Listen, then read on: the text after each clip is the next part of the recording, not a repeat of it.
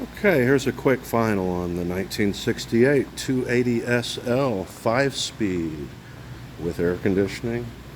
Beautiful, complete restoration, inside and out. I'll just let the car speak for itself.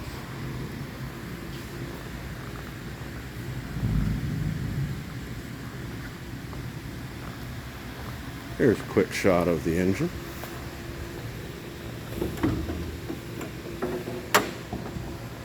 Beautifully restored. All the anodizing's been redone.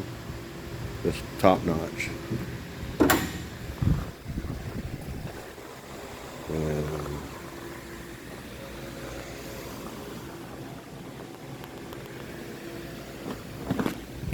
well, that happens sometimes. Been a pleasure working on this car. These are fun to do.